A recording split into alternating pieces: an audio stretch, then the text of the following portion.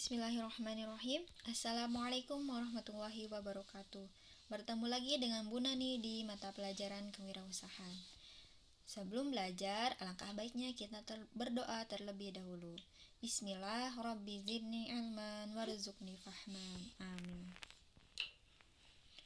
Sebelumnya, kita sudah mempelajari tentang keuntungan dan kerugian dalam produksi massal.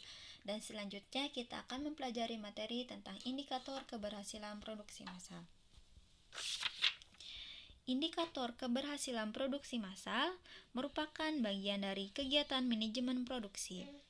Untuk mengetahui derajat keberhasilan dalam melaksanakan strategi perencanaan produksi yang sudah disusun. Pengukuran keberhasilan dalam produksi massal meliputi hal-hal di bawah ini. Yang pertama ada produktivitas. Berikut hal-hal yang termasuk di dalam aspek produktivitas. Produktivitas diartikan sebagai perbandingan antara volume keluaran dan volume masukan. Dengan kata lain, produktivitas diukur dari tingkat efisiensi produksi masukan, seperti tenaga kerja dan modal, yang mana produksi masukan tersebut digunakan untuk menghasilkan produksi keluaran. Terdapat bermacam-macam cara untuk mengukur produktivitas, tergantung pada tujuan perhitungan dan data yang tersedia. Salah satu perhitungan produktivitas yang paling umum digunakan adalah menghitung produksi kotor pekerja selama 1 jam. Perhitungan itu dapat menghitung seberapa efisien penggunaan tenaga kerja untuk menghasilkan produksi keluaran. Yang kedua ada dimensi keberhasilan produktivitas. Terdapat 6 faktor utama yang menentukan produktivitas tenaga kerja, yaitu sikap kerja, tingkat keterampilan, hubungan antara tenaga kerja dan pemimpin atau pimpinan, manajemen produktivitas, efisiensi tenaga kerja, dan kewirausahaan. Poin kedua, indikator keberhasilan dari produksi massal yaitu kapasitas produksi. Kapasitas produksi adalah hasil produksi atau volume pemrosesan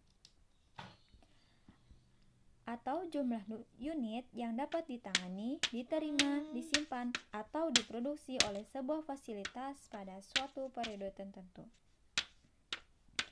Jenis-jenis kapasitas produksi. Yang pertama ada kapasitas desain.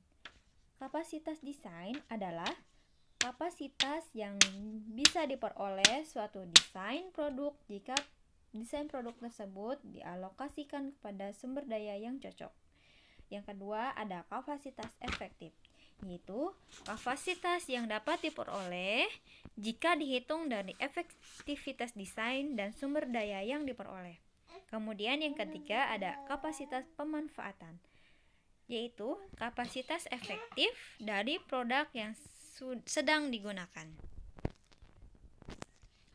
Poin ketiga dari indikator keberhasilan produksi massal yaitu mengelola permintaan.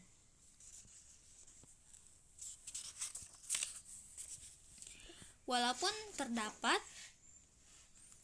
peramalan yang baik dan fasilitas yang dibangun sesuai dengan peramalan tersebut, dapat terjadi ketidakcocokan antara permintaan aktual dan kapasitas yang tersedia. Ketidakcocokan ini dapat berarti permintaan melebihi kapasitas atau kapasitas melebihi permintaan. Berikut adalah kasus-kasus dalam penyelesaian di dalam pengelolaan permintaan. Yang pertama, jika permintaan melebihi kapasitas.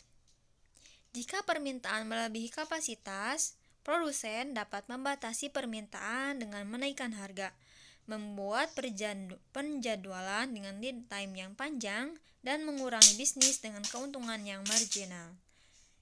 Yang kedua, jika kapasitas melebihi permintaan.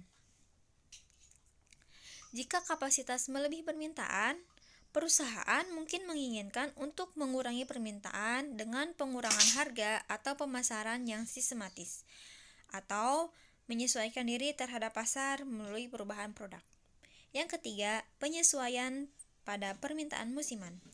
Sebuah pola permintaan musiman atau siklus permintaan musiman merupakan tantangan dalam pemenuhan kapasitas produksi.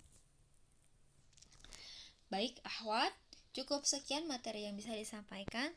Jika ada yang belum paham atau ada yang ditanyakan, bisa ditanyakan via grup WA.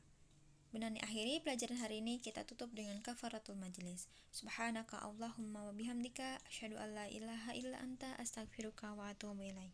Assalamualaikum warahmatullahi wabarakatuh.